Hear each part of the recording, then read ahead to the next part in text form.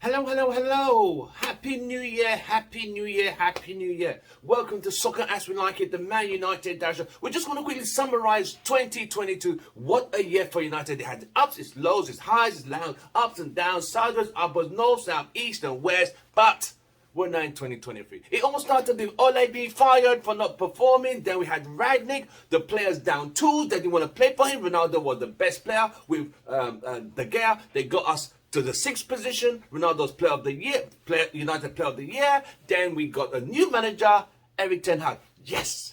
Then Eric Ten Hag had a few scares because he did not have the right players. He got rid of Maguire and Shaw after being humiliated by Brighton and Brentford. Then we had the issues with getting players. There was the situation with Frankie de Jong, back and forth, all around, hokey pokey, east, west, north to south, and we still did not get the player. Then we had to get Casemiro and Anthony, overpriced Anthony. Then we got Martinez, which were great players. That was 2022 in a nutshell. Then Ronaldo and the club fell out. So my highest will be Eric Ten Hag joining Man United as a manager. Good. My lowest point is the way United and Ronaldo severed ties, which was quite painful because he's a legend for the club and always will be a United legend. But the way it all ended was quite sad. The whole interview, whatever you want, however you want to see it, he gave his all to the club, but for some reason, it just did not work out.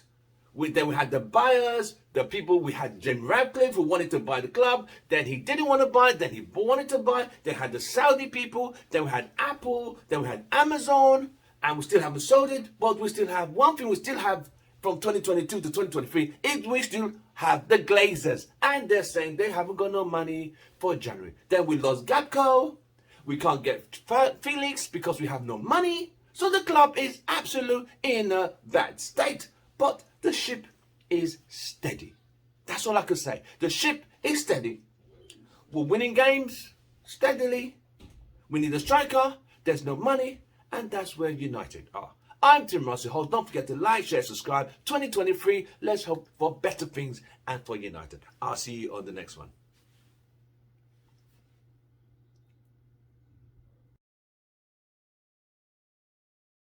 This should be. Welcome to Soccer As We Like It, the Man United Direction. Happy New Year 2023. We had a great year in 2022, but 2023, we are going to have a magnificent year. Joining me today from UK, I have Vim, the analyst. Vim, hey welcome guys. to the show. How you doing? Not too bad. We have Ken, I'm in representing the UK. by the way. Not really driving. Ken, welcome. Good to have me on the call. Yeah, Good. And we have representing USA from Tampa is Devin. Devin, welcome to the show, brother. Hi, thank you very much for having me on. Happy New Year to everybody. Happy New Year. Glad we all made it into 2023. Right. It is the lows. What was your lowest part of Man United? And what was your highest point? Was it when Ole left, you were upset? You needed to lean on son and cry, and we went therapy for Ole leaving United? Oh, what was your highest point? Like, yes, United are back. So I'm going to start with Ken. Ken, what was your lowest point of Man United this season? It's going to be a quick one. Oh, it's the team that's playing now, Brentford. You know, losing that. What was the score? Was it 4-0 at Brentford? 4-0. Yes, 4-0. 4-0. Yeah, that was just disgusting. We basically got annihilated by Brentford. But that was a turning point of our season, I'd say, because after that, Maguire got dropped and Shaw as well. And Shaw kind of worked his way back into the team. So I think that was a wake-up call for Ten Hag that, look, this is the Premier League. Hard job. Welcome to the Premier League, yeah. So, yeah. All right. So we do lowest first. Devin, your lowest point of Man United season the whole of 2020, what was the lowest point you felt for as a fan for Man United? Losing 4-0 to Liverpool. And this is right. This is after we had lost 5-0 to them earlier in the season. I expected the team to actually have some pride and realize we just lost to our arch rivals badly. We need to go out there and we need to make sure that we play for the badge and do everything like that. And I mean, the team just loses. Paul Pogba gives up on the team 10 minutes in. I don't care what anybody says. I don't care if this is about injury or whatever. Just gives up on the team 10 minutes in, sees them score, has no heart at all. That was not a Man United team that I remember, because the Man United team that I remember we never die. We keep that flag flying high. To the final whistle. After everything went through. That day was one of the only times where I felt like the team just actually quit. Like actually just gave up. And the worst part about it was when you have the rival fans, especially Liverpool fans, making fun of it, saying how horrible they were and everything else too, and you have no rebuttal. You have no response because they're right. And all you can do is you have to tell them you're right. I have nothing to say. That was shocking. 100%. Bim! Hello, mate. Hello, What was your lowest part, man, as a United fan? What was your lowest part from the last year, 2022? What was your lowest season. part? Last season. The whole year. The whole year. The state of the club, the direction or the lack of direction that we were going in, the lack of discipline at the club, players not playing for the badge anymore, players just coming along for the ride. It's almost like a holiday camp, getting massive wages. Not training hard, missing training sessions. Just the whole lack of discipline. It's like these guys are just there for a holiday. It's like Butlins. It's not like Manchester United anymore. Butlins. That takes me back. So it's when players behave this way, you can see they're not trying. They don't really care. Losing became the norm. That's the state of our club last year. Right. Whether Ollie's to blame for all of that, whether the Glazers are to blame. Ragnick, did Ragnick have any part in this performance? Ragnick was just there as a bandage. It was just there as a bandage. The fact is that yes, he's a sporting director, and maybe he would have been better placed, to kind of help fix the club for the future. But as a manager, I guess they couldn't find anyone to replace Ollie with.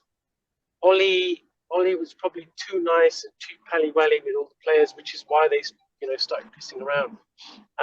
Eric Ten Hag is a disciplinarian. That's what was missing. So just the whole state of the club, it's just an absolute disaster. Right. And unless something big changes, like manager going, players, lazy players getting rid of, we were just going down and downhill. Right. That was quite a low point for us. Right. Yeah.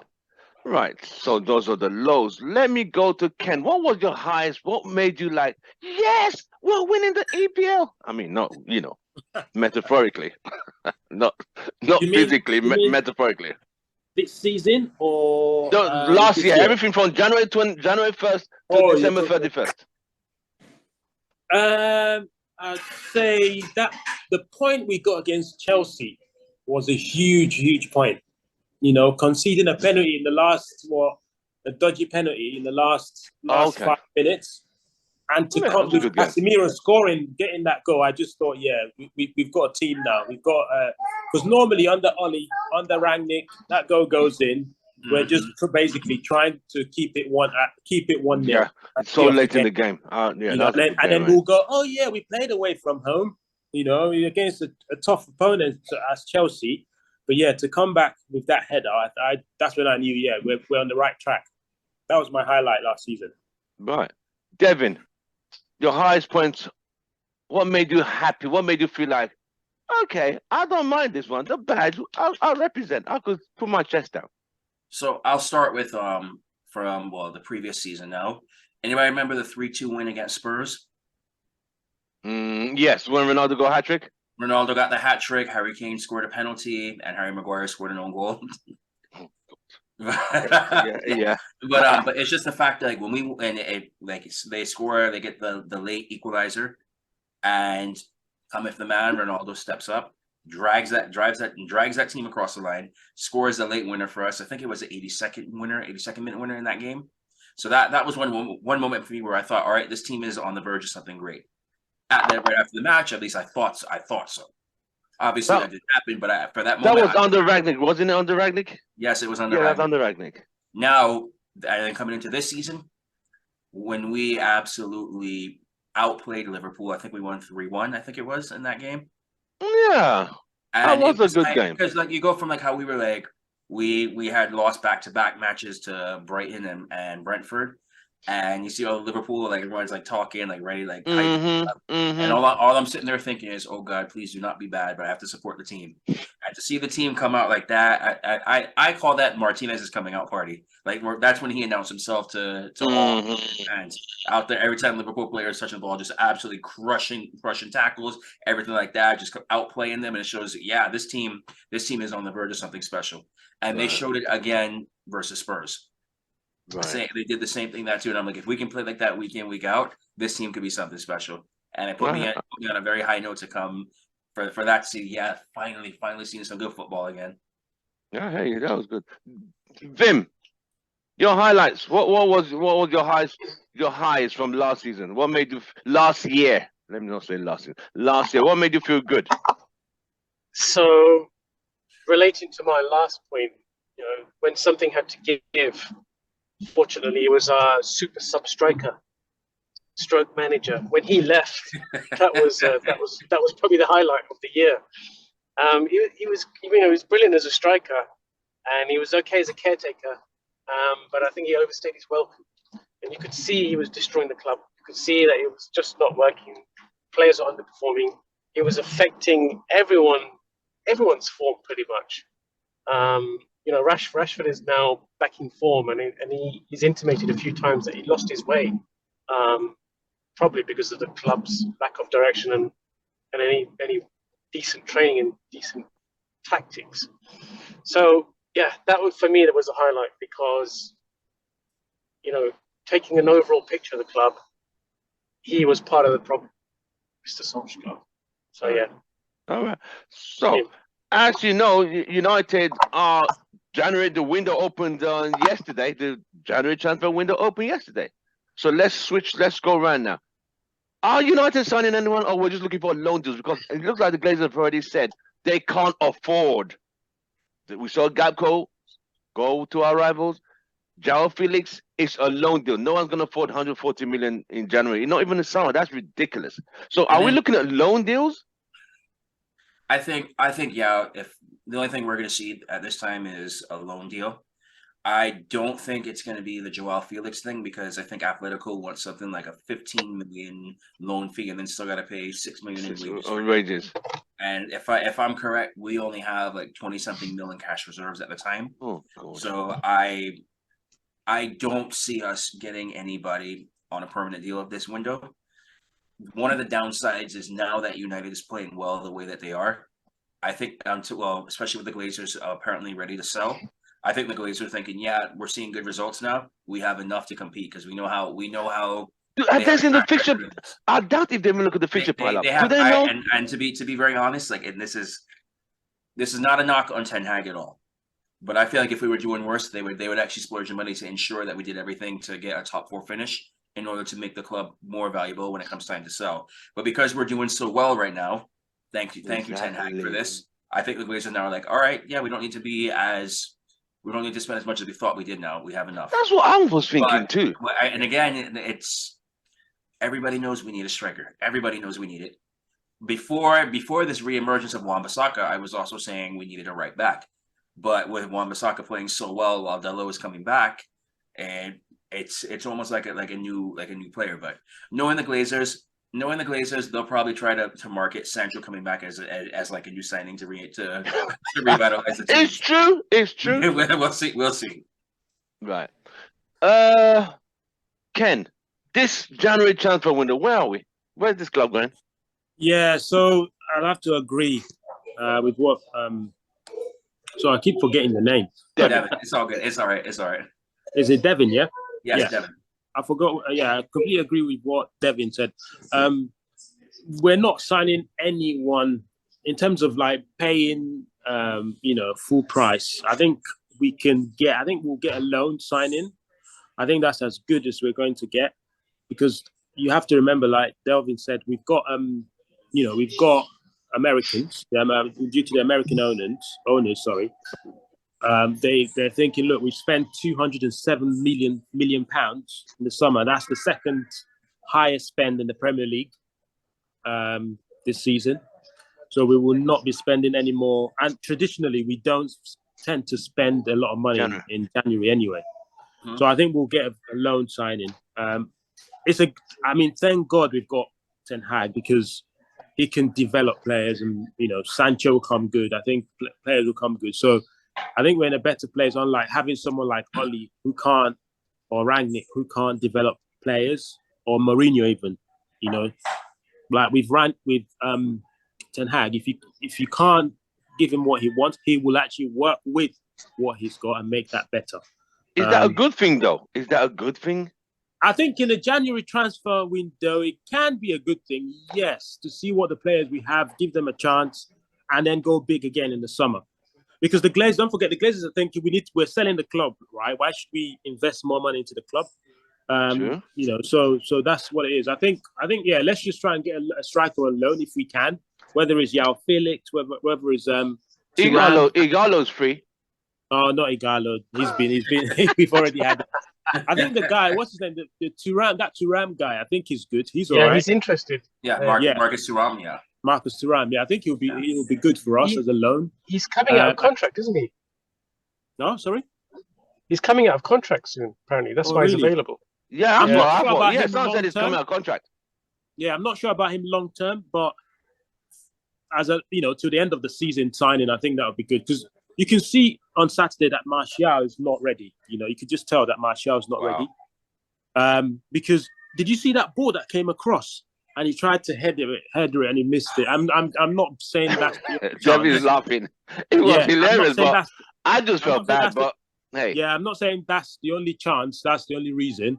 But we need someone clinical up front. Someone that's a natural goal scorer, born natural goal scorer in front of goal. Rashford's not that guy. Martial's not that guy. Sancho's not. We don't have anyone in the club that can do that. So, but would that striker get enough service? Because you do realize most of the strikers, even Ronaldo suffered it. It's like the graveyard shift. There's not a lot of creativity. Yeah, but that would Ten Hag will change the system, because with Ronaldo, he's not mobile enough to even get to the position. Correct. Yeah. He's not mobile enough to get into the position for the cross to come in. Sometimes we want to cross, but he's behind and he doesn't have the legs. So if we get someone that can sprint, get into that position, we can change our tactics and get balls into the box. Okay. All right. Yeah. Vim. I was going to say, on the note, sorry, before you go on the note of Martial, does anybody else have a suspicion that he's playing with some sort of injury? But he don't look fit. It looks. That's how he plays, though. That's Martial. Because to me, I feel like in the last couple of games we have not seen him get out of first gear. Like, that's what I think. How he plays, where he was like, that's how you would see him run a little bit more, but because you think about earlier in the season before he got his injury, in preseason he was on fire, and we're thinking, yeah, this is going to be good. He looks so much better, but he's not running the same way he was then now, which makes me believe that he is hiding. He's playing hurt and hiding something, and don't want the press to know. But I wonder, if we actually get another 9 with that to give him some rest to recover properly and get him fully fit, then I think he might come good. But the problem now is because now until May we're playing every 3 days or something like that. 2 I know, right? Yeah, but the thing is, Devin, if you followed Martial from when he came to United, that's how he blows hot and cold. Like when he first came, we thought, okay, let's give him time. He's a young player. As you know, young players they'll always peak and off peak, go off peak and peak and off peak and things like that. So we thought, give him time. But that's the nature of his game. He will have 10 or so games where he's outstanding, almost Thierry Henry-esque. And you're like, yeah, we've got a number 9, and then you'll have another 10 games where he's absolutely non-existent. Yeah, that's how much he's not that guy to consistently score goals. He's not. Good player, but he's just not ready. Vim, transfer January. Are we getting? I mean, where are United? Where are we here now? Loan? Anybody? Would you take Cavani back? No, I wouldn't. No way. No way, Devin. No way. Cavani come back? Nah, I don't think so. Yeah, you guys are hard. So with a Ronaldo situation, that's another Ronaldo situation. Right, Ken, don't go there now. I see where you're going. I see you. Well, I mean, if you would ask me after that first season, I would have said definitely when he was the man and he was performing. But it seemed like when Ronaldo came in, took the shadow away from him, and he was not happy with that. And so it's kind of like he was always injured though. He was always, and then when they stopped him from going to Uruguay for treatment, he just you know what? I'm still injured. Nah, that guy wasn't. I lost respect for him because he was now fading injury. He made himself purposely unavailable. Yeah, because he wasn't. He was promised by Oli that he's going to get started at most games. Then Ronaldo turns up, and then he gets put to the bench. So then he made himself unavailable. Yep. Because he felt the club sold him out, and Oli sold him out. So I think Oli sold out out a lot of players. Yeah. Lingard as well. So many players. He sold him out, but he didn't sell him. What he should have done, he should have sold him. Sold him out, but he should have sold him right after he came back from that loan deal. Oli should have. But anyway, the reason Ben's welcome to the show. Go on, Ben. The reason we're not going to buy anyone is because we are now officially on the market. So Glazers are trying to sell this club, but we're stacked with around £500 million plus of debt. When you sell a business, you need to get the debt down. So one thing you don't want to do is splash the cash on more players and increase that debt, because it makes the business less lucrative and less doesn't look as promising. So I don't think they'll be splashing any more cash now. It's going to be cheap loan deals that will buy some youngsters. Cheap loan deals. Yeah, well, João Felix seems to be way overpriced. I mean, he wasn't even that impressive in the World Cup. 15 million for 6 months. That's ridiculous. On top of his wages. He's got to pay his wages too. Oh, that's on top of his wages. That's not including his wages. Wow. No, you're talking 21 mil for a loan signing. I just want to say something though, man. Welcome, man. Hey, what's up, guys? I was watching Mark Goldbridge earlier on today, and he said that we asked for 12 million for Lingard to go to Newcastle. So 12 million versus 15 million. 15 million for Felix is I mean, he's a much better player than Lingard, and United were asking for 12.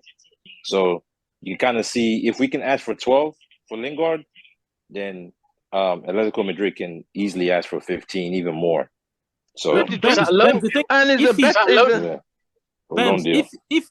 get him 100%, I want João Felix. I definitely want João Felix at United. But can you see the Glazers paying £15 million for 6 months? I can't see them on top of his wages. I can't. The only way that I could have seen that happen is if we were not truly competing for top 4. I agree with you. I can't see them spending 15 million if it comes down possibly. But if you ask me right now, what's more important? Like, I would pay the 15 and get him there, because definitely the play I is more important than anything else. Will 100%. I agree with you. Is João Felix a number 9? Because that's what we No. But the thing is, it's not a 9. But thing is, you gotta look at the way Ten Hag wants to play. I think the fact that Ten Hag was going for Cody Gakpo's not number 9 either. Is a winger. So the fact that he was going for Cody Gakpo and it's clear was going for him, he's looking for a forward that can play across multiple positions. Yeah. So he's not looking for a traditional number 9. So I know that we as fans, we think we need a number 9, and I agree we do need a traditional number 9. But the manager himself, I don't think he wants a traditional number 9, at least not this season, maybe next season.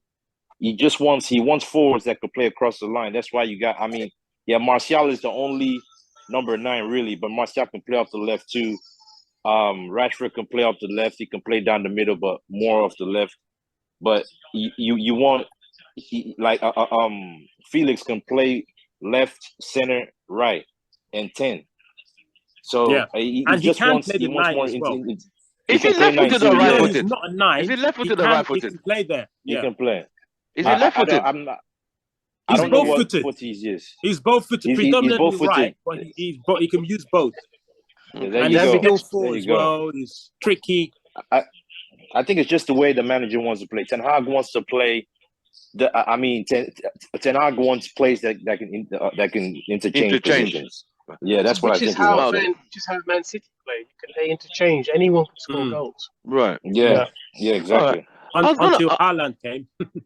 Exactly. So Man United players are looking like a Haaland kind of player that we could play into. Is there any Haaland kind of player available for a loan currently that anyone can think of? I don't think there is. Not on the market, only.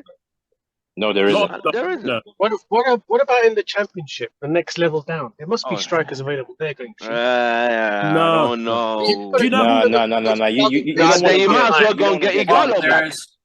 I mean, go to the bargain Yeah, basement. you don't want to get championship players, man. Not now when we're trying. If you're going because championship, you might as well go get Igalo for another 6 months.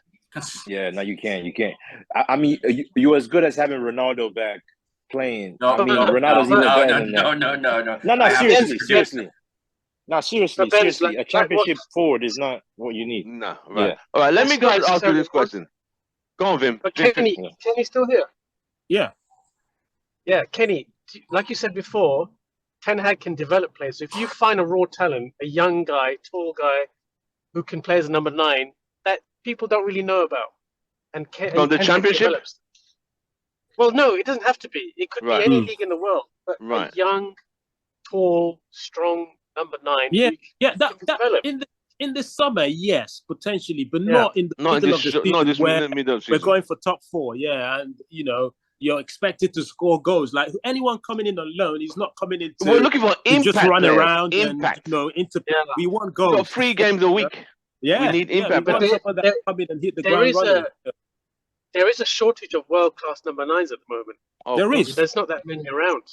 Evident in the World Yeah. Cup. I mean, normally Yeah. there's the number 9 in the World Cup that lights up everywhere, but we didn't see any.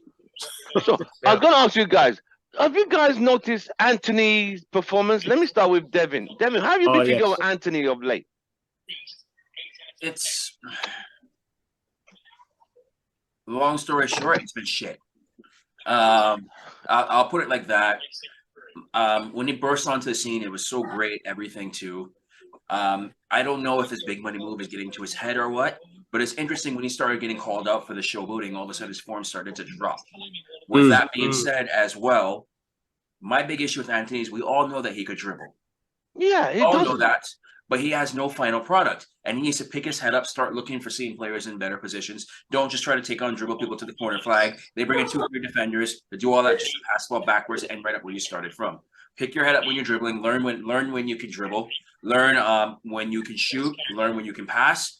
And for God Almighty, start to develop a right foot, please. Right. Bems, Anthony. Yeah, he's not. I mean, he's kind of hit and miss. He's not been playing very well, to be honest with you, the past few games. Even before had the World Cup, right? opportunities. Even before the World Cup. I mean, he missed a few games before the World Cup because he wanted to be ready for the World Cup. He wasn't injured. I don't think he was injured. He just didn't want to hurt his chances of not making it to the World Cup. But I think the past couple of games he hasn't been at top level. There's a chance or 2 that he missed that he could have scored. And I agree with Devin. His final ball is pretty poor. There's been a couple times where we were on the counterattack, and his final delivery was poor. It was always behind. The player was trying to pass it to. There was like 2 or 3 times that happened. I was like, "Are you kidding me?"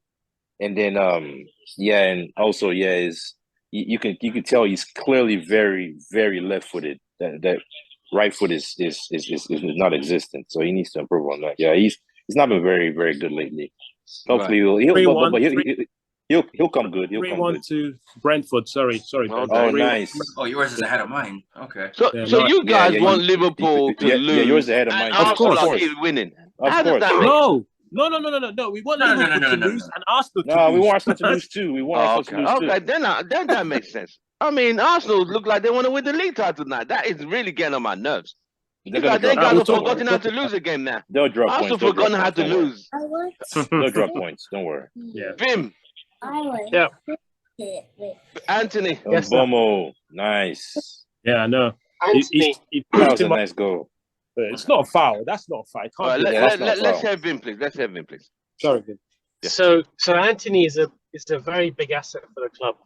Huge amount of money spent on him. Yeah. If he's not performing at the moment, it's probably a dip in form.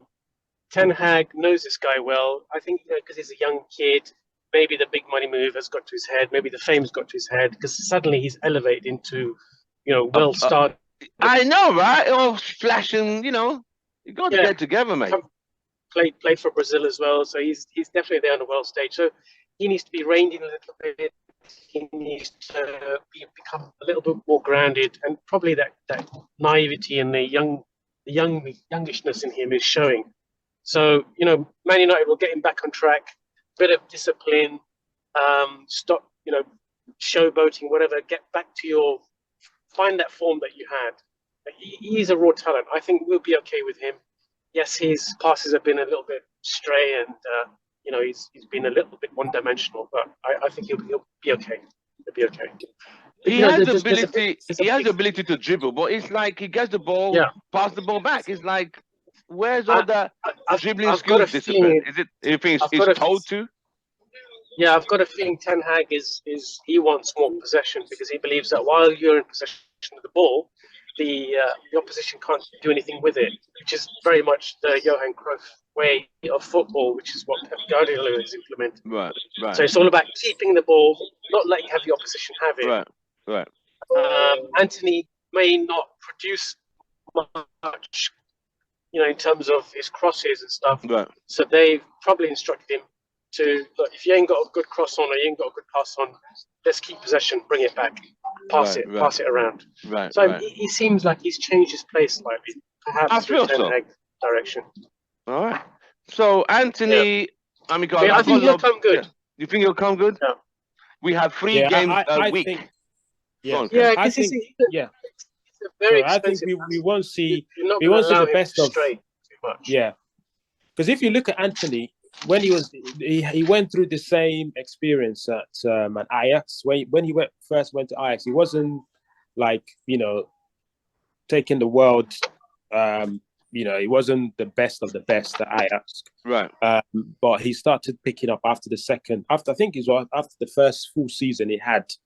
And I think that's what's going to happen at United. He's still finding his feet. I don't know if you guys noticed the last game against. Who did he play last? Wolves. Against Wolves. As soon as he got the ball, as soon as he gets the ball, there are 2 players on him. As soon as he gets the ball, but yes, I understand he needs to take on players, and he has the capability to do that. But I just think he's very important to the team in terms of the defensive style. There was one point when Wolves counter-attacked us and he covered Wan-Bissaka, so he's very good at that. I know that's not why we bought him, but I say give him next season. Let's see what he does from next season. I think he'll definitely come. The other thing as well, in the last game against Forest, 50% of our attack was coming through the right side through him. So he definitely is an outlet. He is. Right. He is. Technically, he knows. It definitely helps us technically. Yeah, it's just. Yeah. All right. Okay. Sancho, quickly. Devin, do you think Sancho's going to be back anytime soon in reference to... He has dropped form. We know that. I think there's also depression has set in. He didn't get called for England, and it's all kind of gone wrong for Sancho. And the fans have been on him for not taking on players. He just kind of went left. Can he come back because he's still in Holland training and trying to get I thought he was back at Carrington now. Maybe back. He's back. He's back. Yeah, he's back. Okay. But with him, whether or not he likes it, we're gonna need him. We're gonna need him for this stretch of games coming up, because it's like we've said, we're playing 2-3 times a week now, every week between now and potentially between now and May if we progress far in the cup competitions.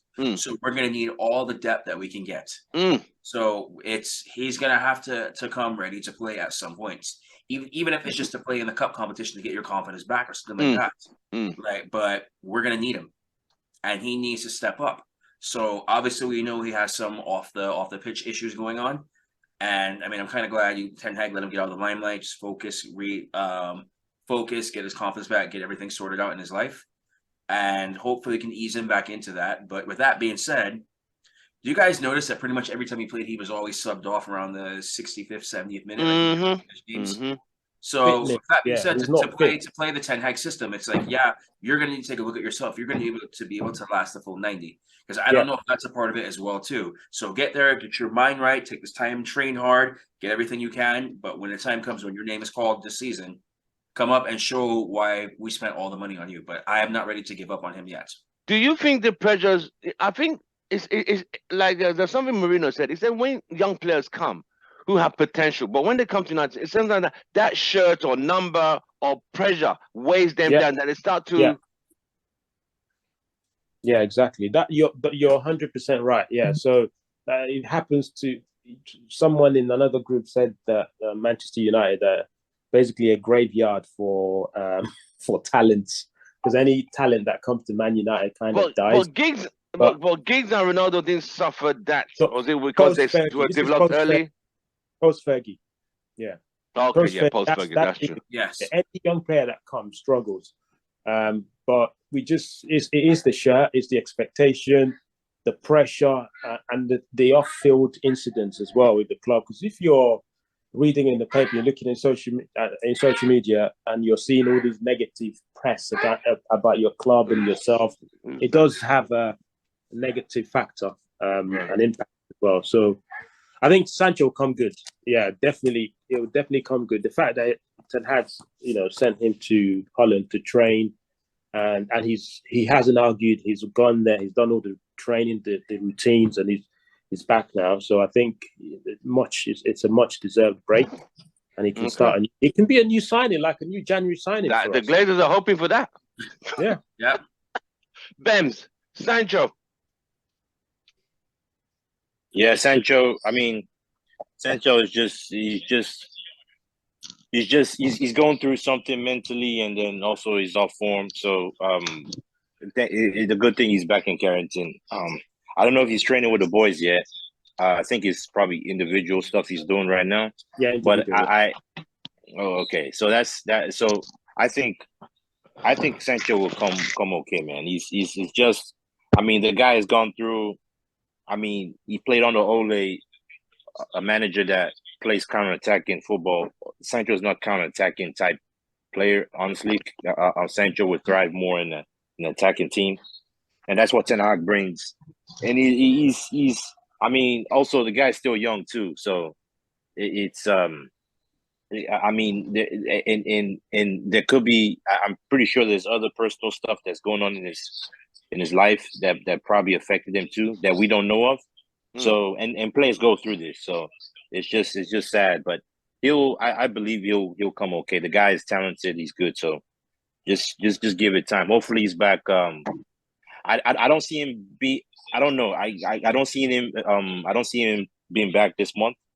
Maybe next month, because he still needs to. Even if he starts training with the boys, he needs a couple of weeks of training to even get.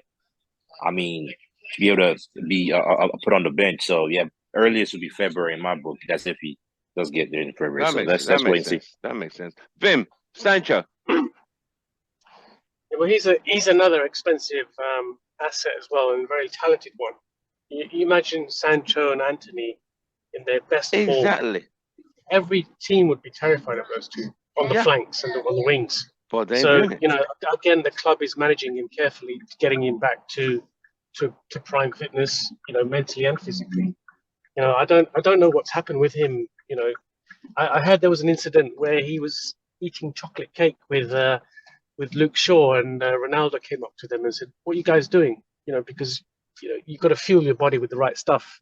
And he said, "No, my ting, cuz," to Ronaldo. Ronaldo wasn't too impressed. Like professional athletes should be looking after themselves, eating the right food, not eating chocolate cake and pudding and stuff like that. So this I don't know, you guys hear about that? The truth hurts. Yeah, that wasn't fake. That was fake. That wasn't true. Yeah, was that fake? Yeah, I heard. I heard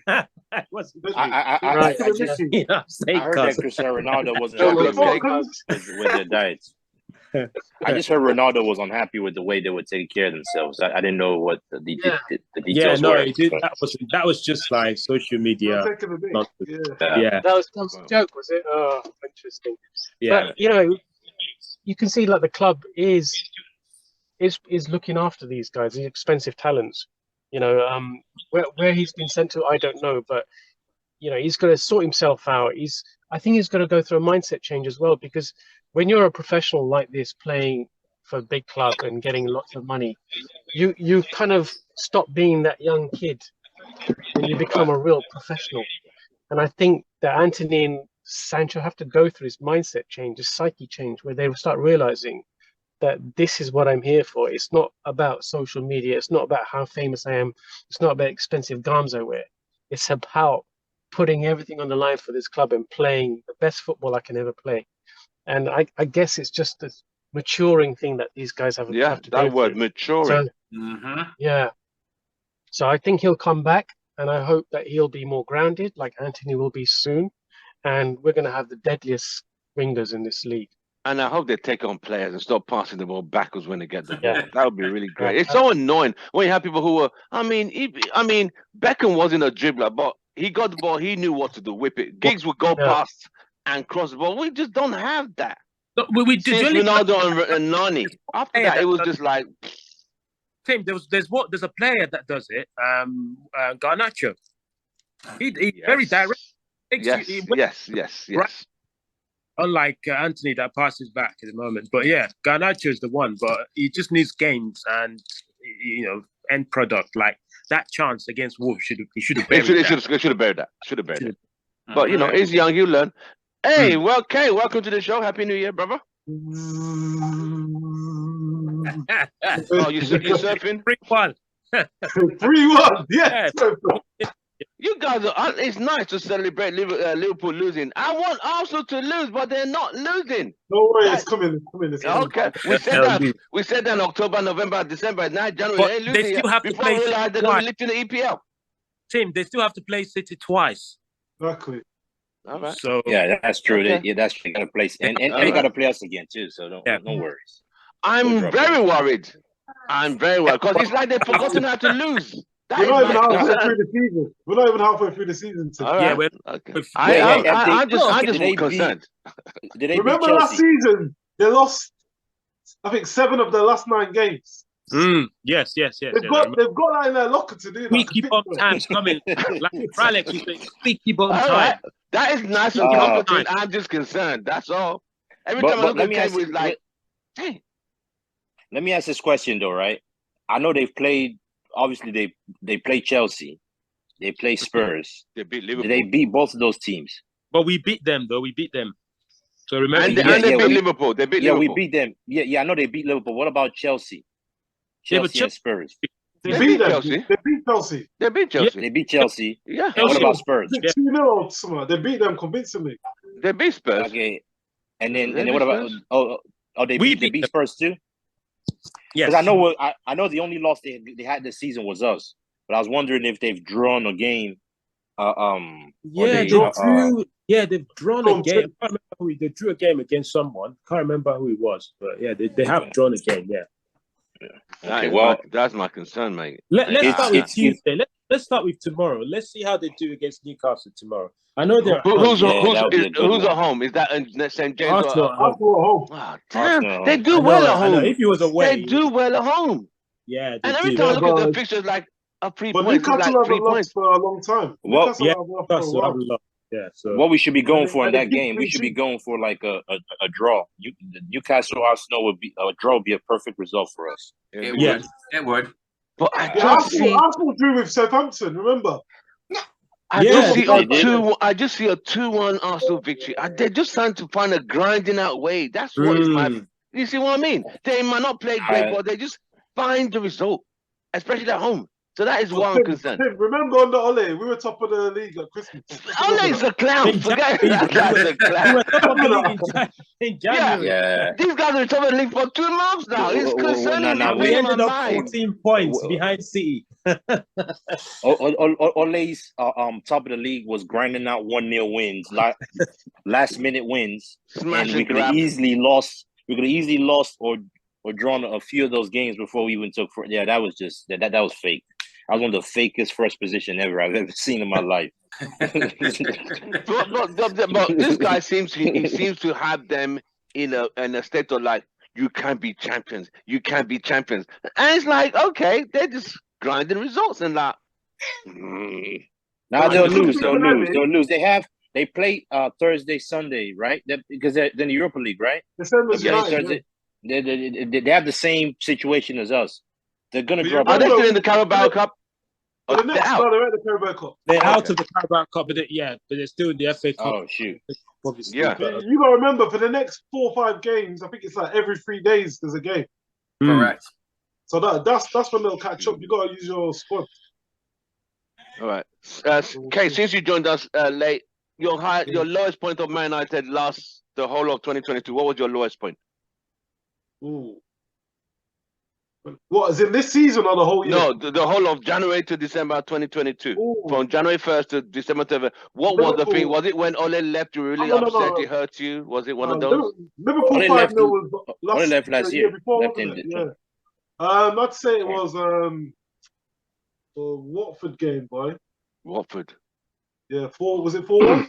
Oh yeah, that was Ole's finals game. Yeah, Bruno was doing that. Don't blame Ole, blame us. Nah, man. That was humiliating. 4-1 at Vicarage Road. That was humiliating. So, if that was your lowest, what was your highest point? What made you feel like, yeah? Oh, signing what's his name? Casemiro. Oh, okay. That was nice.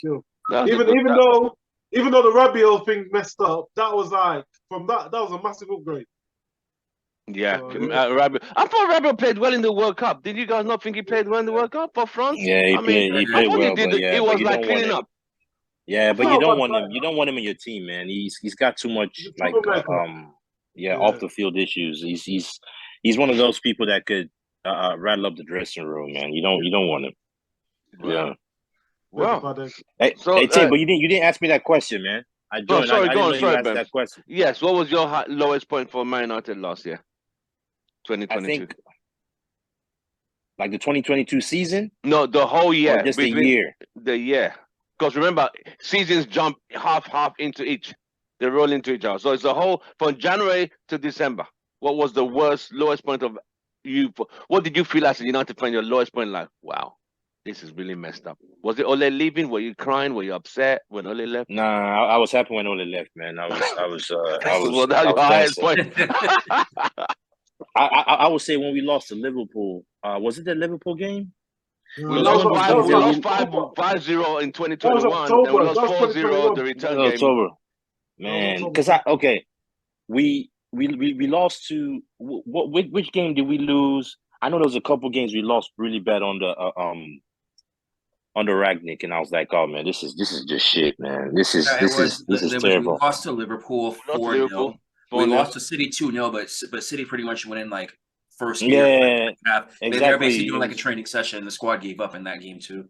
Yeah, it was one of those games where you could clearly see that like it was in Liverpool or City weren't even at top gear. They were just chilling. That was City. That was City. That was bad. That was bad. That I was like, man, this club is just terrible. It's just I didn't know how much lower we could go from there. But right. I think my highest point would be man, that's a good. I think my highest point will be when we got Ten Hag. Okay. I would say Ten Hag. The Ten Hag came with a lot of hope and positivity from Ragnick and Ole. I think that's very good. That's good. That wasn't a bad. I mean, how do you think he's adapted to the Premier League? Is he done well? Oh, Ten Hag. Oh, perfect, man. You can't do any better than what he's done. The guy is a. Oh, sorry. Excuse my language. He's a freaking manager, man. The guy. I mean, man, like. The decisions, you can tell the first couple games he was trying to figure out the team. The first 2 games, he scrapped that back four. It's like, okay, Maguire, sorry, you're out the door. Well, not out the door, you're on the bench. And then and then he brought in Varane. He pretty much changed that whole back four. And that was a good decision that he made, and we've been winning since then. And he's made decisions as far as like the Cristiano Ronaldo treatment. I think he handled that well. The Rashford issue last game, he handled that perfectly well. So you could see, and the fact that like he's playing Luke Shaw at a center back because he's trying to keep his system. He's not what he's worried about is a system, which is playing the high line, and you can see those decisions and the players are playing for him. It's working well. It's gelling. I think it's only going to get better. The only fear is is him getting backed, and hopefully we get new owners soon. Because I think Ten Hag is a very good appointment, man. He just needs the proper backing, and it'll be fine. He's good. Yep. Okay. Anyone got any questions? Yeah, I just wanted to get people's opinion on Ten Hag taking over the reserve team. I don't know any other manager that's done that for us. But Fergie, I think that's a good thing. Oh, he's taking over the reserve team as well? Yeah. Oh, for real? He was gonna do that, and I like it because what this means now is when you look at like what other clubs have done, other academies, is they all play the same system going all the way up. So when those players make the jump to the first team, they already know the system, they know how to play it. So to me, that's good. Though. I think that is a very good idea. Now I'm like, how can he manage all of that and the first team at the same time? That's my only concern about that. But he's not managing the actual team. He's doing the tactics. Oh, just the tactics, right? That makes sense. How many minutes the players are going to get? So he's having an important. Vim, you're breaking up. Vim. Sorry, can you hear me now? Yes. What I'm saying is that looking after the reserve team is actually a good move because it creates a pathway for promotion for the younger players. And he 100%. wants to implement his style throughout the entire club. So you've got a constant conveyor belt of new talent. Yep. Constant conveyor belt of new talent coming through. So you don't have to keep going to the market and paying for overpriced players when we can start developing in our club. And Fergie's style of management was that he would sell some of the key players from the first team to make space for the reserve team to come through. And Ten Hag seems to be adopting that. And you don't babysit the first team all the time because you've got your lieutenants who manage the coaching sessions and the training. Right. Ten Hag will overlook both sets, and he's pretty much the master of the whole club now by doing that. I think it's a great move that he's done that. I think it's a good move, Cave. I think it's a good move. What of Maguire? Where is Maguire now? Let me start with Devin. Devin, is Maguire leaving the club? I mean, are we keeping him, or some pundits are advising him to leave. Some British pundits are saying he needs to leave to get regular football. Even if he doesn't play England, they're going to pick him. The way that I look at it is, if I remember right, he came back from the World Cup with that same sickness that took out like a whole bunch of the French squad. If that's what I heard correct as well too. So obviously you're not gonna be in top form with that. Right. With that being said, Luke Shaw came in. That was a blessing in disguise, by the way. So, with that being said, Luke Shaw came in and actually played very well at center back. And I am a big believer in managers who say, if you're in form and you do what I'm saying, you keep playing. So right now, but with that being said, now that Martinez is back, Shaw is probably going to have to get put back out on the left side but I'm curious as to what happens with that. But I am a big believer in you play the man who's in form right now. Yeah, and if the player comes in, he does not disappoint, he follows everything you said and plays well, you continue to play. Now, when Maguire starts subbed in and comes in again, which is what it seems like he's doing, that's his time to show why he should get his spot back. But until that player who's ahead of him screws up, Maguire, it's that player's to lose. And if Maguire is not happy with that, then okay, I guess it is time for him to find a new club. But part of me thinks that he wants to actually try and stay and fight for that spot. But what I want to see, and when we all want to see, is that same form that he has for England, bring that back to United. Man, so I don't know which form people keep talking about, man. The England form. The guy is shit, man. I mean, he's three major tournaments. That's a bit harsh. That's a bit harsh. No, seriously. What England form, man? Okay, so how does he make it into a team of the tournament? Three major tournaments in a row. Let Bems explain himself. Bems, what do you mean? I mean, okay, what England form? Like, what did he do that's special in the World Cup that he's so? Because I've been hearing this so much, man. He did what he was supposed to do. What else can do you I answer? expect? Bems, can I answer? Yeah. The answer to that is because when England play with two DMs, right? Yeah. England play with two DMs, and he has. I love you, Daddy. Love you too. England plays with two DMs, right? And England, the system's built to protect Maguire, so it makes Maguire look good. That's all it is. That's literally all it is. We never see Maguire get caught 1-on-1 against England. Yeah, But exactly. yeah, because the system is set to protect him. Whereas at United, we're like, okay, you're good enough. You're supposed to deal with it. So we're not going to protect you. You should be protecting us. And he can't do it. So that's why. Right. I also want you guys to understand that international football and club football is two different things. Yeah, Premier League is much faster. Yes. International is much slower. And then number two, I also remember that I don't know if it was every single game, but there was a couple games where because it was Maguire, it was mostly Maguire and Stones, right? And Walker played right back. Yes. Right. Yes. I remember correctly that Walker was almost like a third center back. He wasn't really going forward. No, he wasn't. So that is almost like playing a back three, which is still protecting Maguire. So all this Maguire stuff, man, I don't get it. He's the guy is shit, man. He's really shit. Calm down, bro. Let's be real. No, he is. The guy is shit. Like, do you? He's just not good enough for United. He'll do well at a counter-attacking team or a low-block team. Yes, a low-block team, yes. An attacking team, he can't go to an attacking team. Like, if he's at Liverpool or City, he'll die. He can't go to teams like that.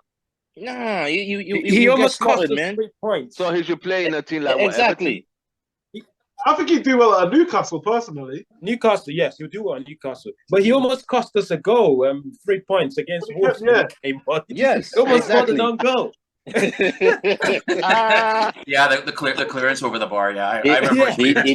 That wasn't controlled, Devin. That was not the controlled clearance. He just kicked it. I know that's why I'm laughing about it. I saw he's too much. He's too much of a liability. He's too much of a liability to have in your squad. In my opinion, he's too much of a liability. Vim, Phil Jones reincarnated. Vim, what's your take on Maguire now? Is he coming back? Can he break back into that team because Martinez is coming back? So can he come back? I think we need to read between the lines, right? I think we know what Ten Hag really thinks of Maguire. I'm thinking that myself. I think he shares the same sentiment as Van der Vaart, that Maguire is basically a shambles of a defender. But because we paid so much money for him, we've got to try and recruit some of that investment. So in the public eye, the PR team says, look, you've got to say Maguire is still a good player because we need to offload him.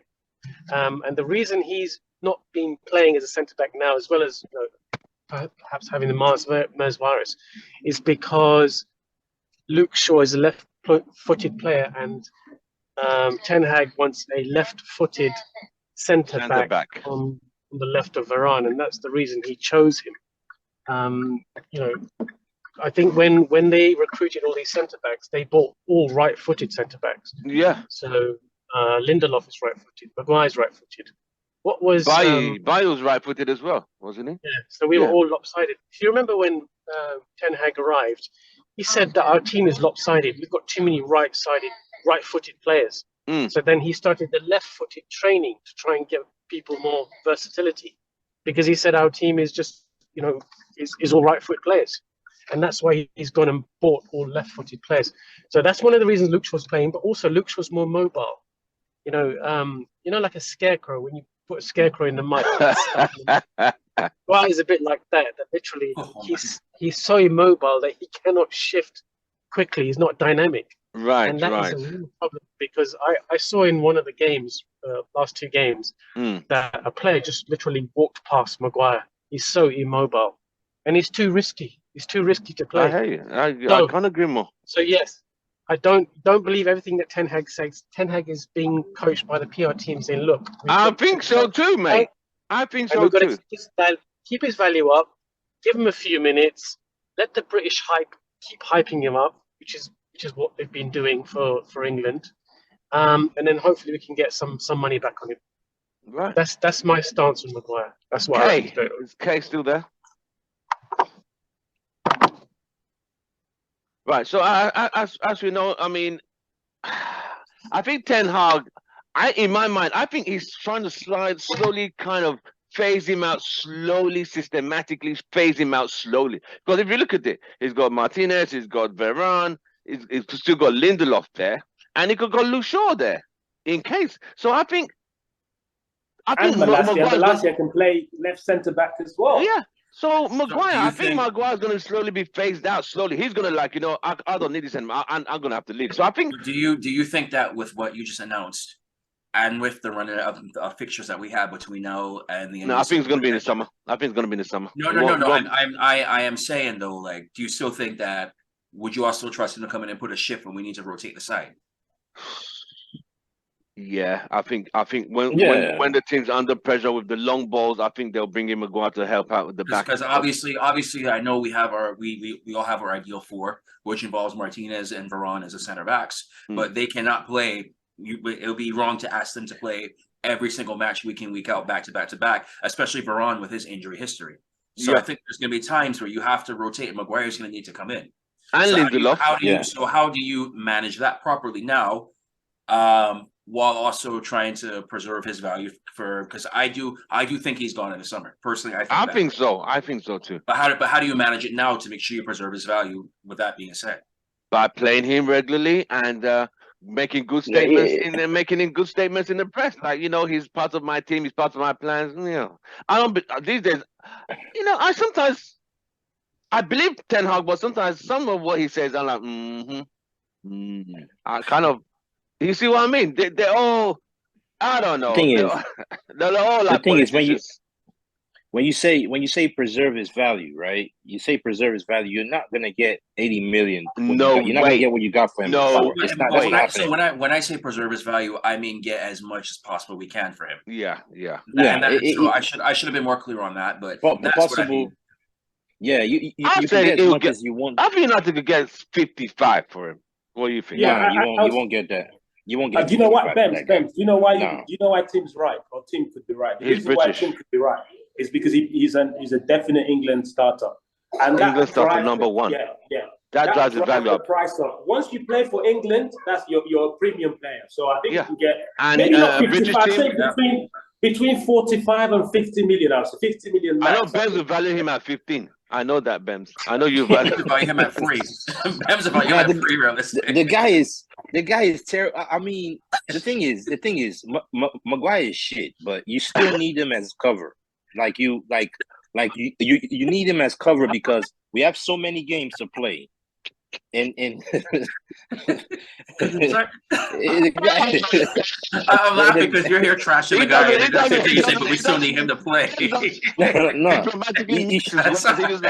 He's useless. He's useless. To me, he's just a body, right? He's a body that we need in case there's an injury. That's it. In case there's an injury, but the funny thing is, Ole rated this guy to be the Don. That's the problem. So you got to think like, Ole rated this guy for 2 years as in, this is my man. This is my leader. Man, we all know Ole was shit too, man. Like, Ole himself was shit.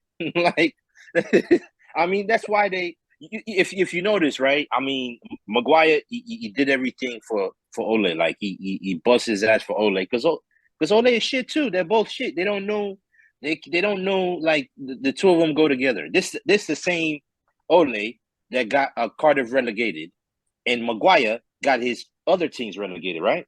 They go hand in hand. They go hand in hand. Relegation specialist.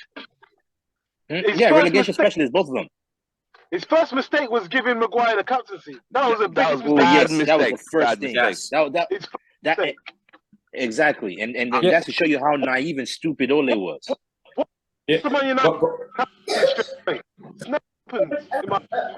Okay, you're breaking up. You're breaking up, Kay. But I was just gonna say, don't be surprised to see Maguire playing up front in the FA Cup. If we're like, let's just say we're 1-0 down with 10 minutes to go. I'm telling you, mate. He's done it before, right? Yeah, use that massive head of his for something good, please. Go the winning goal. Bang it ahead of that. Yeah, but the thing about it is that he doesn't even score goals with his head at United. He's only done it maybe once under Ole, and that was it. He hardly ever scores goals with his head. Very true. Yeah, hardly ever. True. The only time he's good with his head is when he's playing in his position, and the opponent team is just kicking a bunch of long balls. In that he's pretty good. He's good when it comes to long ball situations in his defending long ball situation. He's good. Yes, and he's good with that, and he's physical. He's a physical guy. But apart from those two things, he's shit. Like pace, he's zero. I mean, useless with pace. Like Ken, Decision and making. For England, he's seen as a superstar. He's the man. He's number one on the sheet. You see what I mean? It is what it is. Yeah, but for United, is not there. Maybe because United have better players in that position. Maybe that is. I think United have better players in that position of him. That's why. Under Ole, he was competing with what? Bailly, and there was also the preferential treatment that he's England's captain. Than him, man. Bailly's better than him. Bailly's better than him. But Ole didn't see that. Ole only saw it as a plug-in. But Ole's number one was Maguire. Remember what Bailly said about the English bias? Yeah, he said it. Yes. He ain't coming back after that statement. He's not coming back. No. You know? Yeah, I don't know got any more questions. Wait. Question. Let me ask this question, right? Question. Bailly didn't play under Ten Hag, right? Did he? No. It didn't get a lot of opportunity. He did. In preseason, he did. Huh? Just in preseason, right? Yeah, he played in preseason. Oh yeah, Okay, he did. Preseason, yeah. Let me ask you guys this question, right? If Bailly wasn't injury prone, right? Do you think Bailly's a player? I mean, do you think Bailly's a player that Ten Hag could have used more? Yes, I think so because he could take the ball forward. He could take the ball. He has good feet. But Bailly said he wants to go because of game time. But that was the thing. Oh, Ten Hag wanted him to stay, right? Yeah. Okay. Yeah, that makes sense because Bailly fits good footballer. He's a good footballer. However, he's prone to errors. He's prone to errors. Yeah, that's the thing. He's prone to errors. He has good feet. I mean, I've seen he dribble the ball out the box with confidence, like, you know, do a zigzag and the attacker's gone the wrong way. He's quite skillful. Anybody remember his roulette versus Liverpool? Yeah. Yeah. Well, remember the games where he came in for one game and he'd have a blinder? He's just one of those players. He wasn't consistent. But if you need him as you could count on him to go in for a game. Right. Let's get the prediction for tomorrow. Devin, Man United tomorrow. Score. Let me think about this now. I don't know if Martinez will be ready to go yet. Let me see now. Come back to me on that one. Let me think about this. Bems, Man United tomorrow. Man United against Bournemouth. Man, they're not playing well. Bournemouth is not playing well. They've been conceding a lot of goals. And looking at our form, I would say I would say 3-0. 3-0 United. That's all right. Yeah, 3-0 United, yeah. Ken. 2-3-0 United, yeah. Yeah, I'll go for 2-0 United.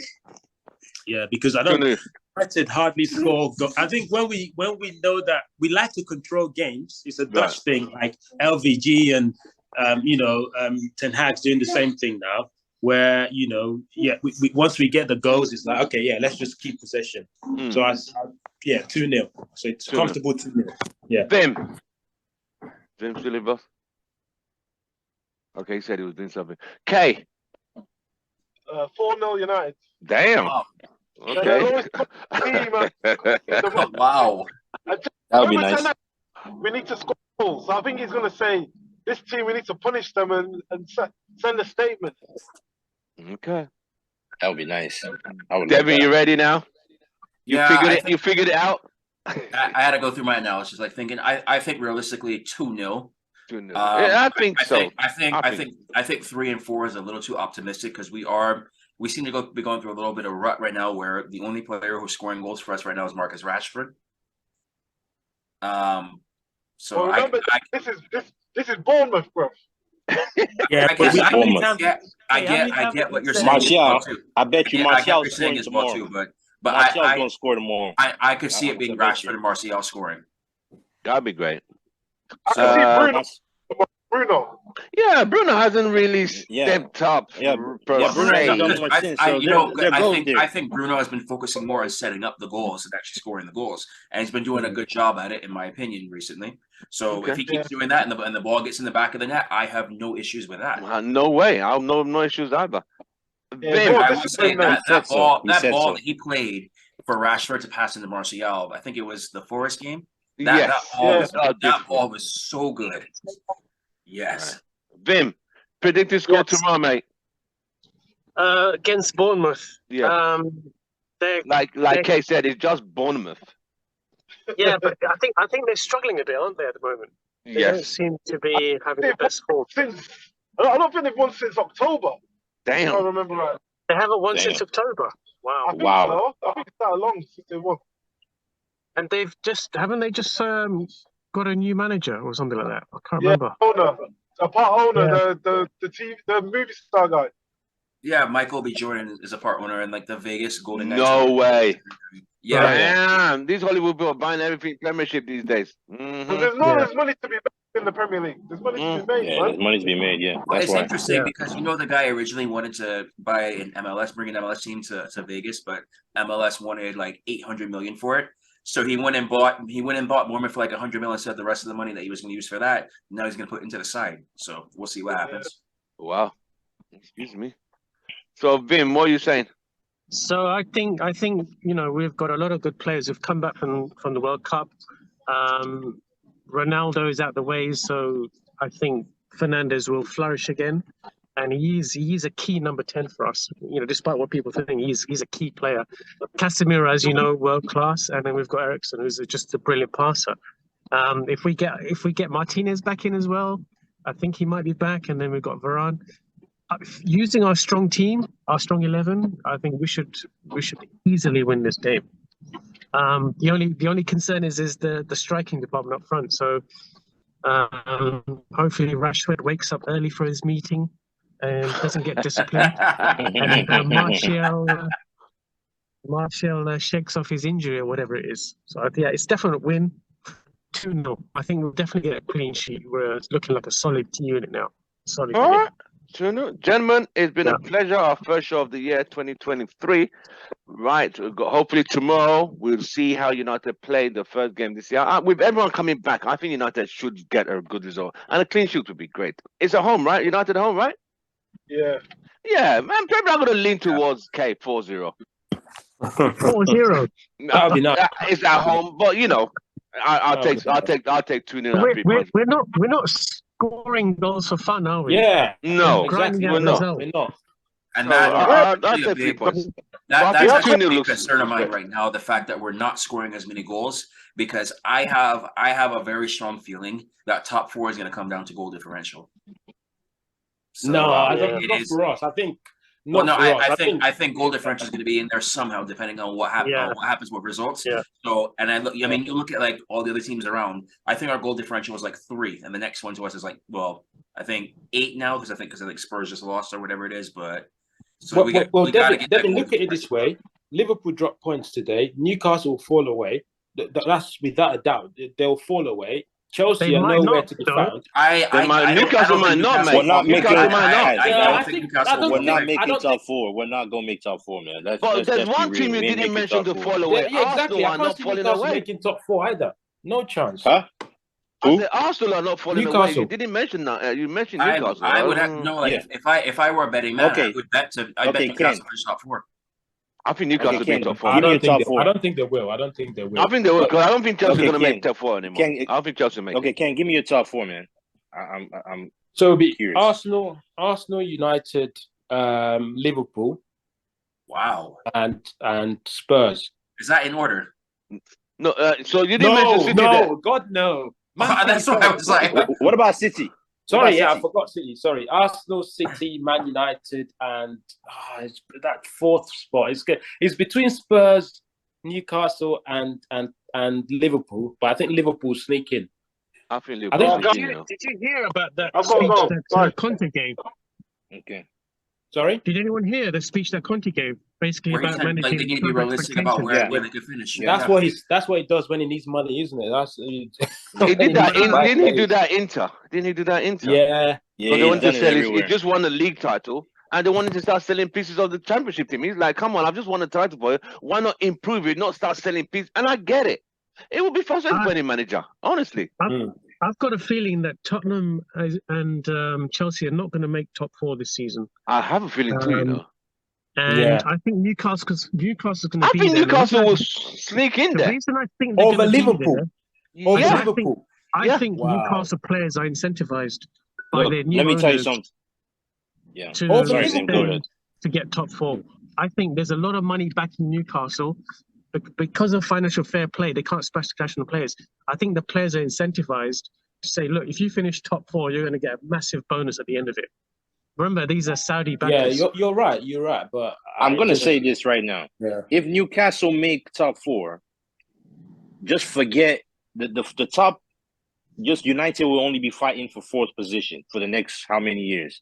Because that team it's pretty much it's going to be the new Man City. If they get top 4, it's over because they can now get also Champions League players. So what? Champions League as well. Also remember, if we finish top 4 and get big backers for new owners, remember that's a possibility as well too. Or if we finish top 4 and we get an Arab owner as well. That's exactly what I was referring to right there. I don't think United will make top 4 though. In my opinion, I really? think top 4 is. I don't think United will make top 4. That is why I said I think the differential is going to be. I don't think because it's going to be the reason why I don't think United will make top 4 is because it's not going to be because of Ten Hag. It's not going to be because of the players. It's just the players are going to burn out because Ten Hag doesn't really have the depth and quality to come in and fill those positions. We still have the Barcelona games. So those I think we're supposed to play Barcelona twice. Yes, right. February. Gotta play them twice. We still got those 2 Premier League games that we have to reschedule somehow. So that's 4 games added to the already hectic schedule that we have to go and play. And we still Ten Hag still needs a forward that I'm not sure he's going to even get this transfer window. Even though this loan thing they're talking about, I mean, there's a good chance we're going to get one, but it's probably not going to be what he really wants. But this squad needs players. It needs multiple. I think it needs more than just a forward. Right. In my opinion. But Ben, the reason I think we'll make top 4 is because of one player. I know it sounds stupid, but one player, Casemiro, very, very key. Casemiro himself can't play every single game. No, I know. He's going to get true. Yeah. Casemiro, Varane, if he stays fit, and what's his name, and Martinez. If we keep those 3 players fit for the key games that we especially when we're playing against the top 6 teams, I think we've got a great chance of making top 4. I think we'll finish 3rd. If you ask me, I think we'll finish 3rd. I think I could see a 3rd. You know what, Ken? You know what, Ken? Right? If all these players that you said can play every single game and not get injured and play at top level every single game, yes. But being realistic, that's not going to happen. As far as them playing every single game. Make sure you write this down, that Ben said on the 2nd of Jan that we're not going to make top 4. Right. That would be This is the on the record segment, so we have it here. No. If it doesn't happen, timestamp this. Everything. No, right I think even though this weekend or these past few games the results have gone in our favor and we've been winning, that's good. The fact is, my issue is just the squad depth because we're gonna get injuries, man. The depth. So let's see how this. Let's see how. So we can revisit this end of the January transfer window and see who we've gotten and see what results have gone from January 2nd after the Bournemouth game, and we reconvene this topic about how United will just still finish the top 4 by the end of January. We'll see where Arsenal are. I hope they won't be still. I told you my worry. By the end of January, they probably will be 2nd. By the end of January, I see them being 7 points ahead of City. You know that 7 points ahead of City. I don't know how that happened. Nah, City will beat them, man. Just relax. City will beat them. We'll beat them. That's 6 points. It's a marathon. Right? That's 6 points. It's not a sprint. Yeah. If you see how my Arsenal friends keep bombarding me, every time Arsenal win, they send the Arsenal glove. Every time Arsenal win, Tim, I'm going to tell you something, right? I watched Arsenal play against against Brighton yesterday, right? Right. Arsenal, right? Arsenal, a good team. They play the high line, right? They play the high line well, right? They're fast. They move the ball quickly, and they commit a lot of guys into your box, right? A lot of plays in your box. The one thing that I noticed about Arsenal is that they have their center backs. There's a mistake. There's a mistake in Saliba. There is a mistake in Gabriel. Guaranteed, there is a mistake. And if you watch the game against Brighton yesterday, Brighton came back. Brighton almost came back. They came back. It almost fourth. They almost scored on 3 goals.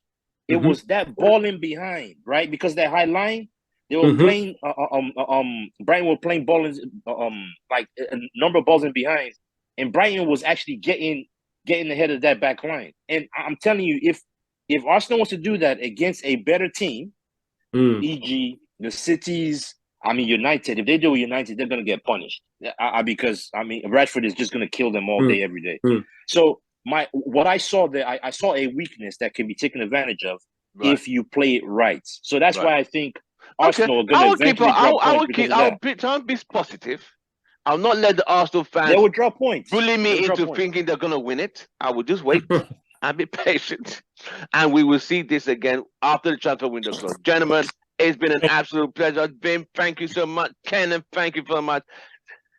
Devin and Ben's representing USA. I appreciate your time. Happy New Year, all. We shall see the game tomorrow. We'll keep in touch with the text and see where we are with United winning. Kay said 4-0. I said 2-0. Everyone else is saying 2. I think we could beat Bournemouth. We can. Yeah, we should beat them. We should. There's 3 points there. We should. All right, gentlemen. Have a nice evening and have a nice day. You too. God bless. Thanks, guys. Happy New Year. Happy New Year, guys. Yeah, nice one. Yeah, bye.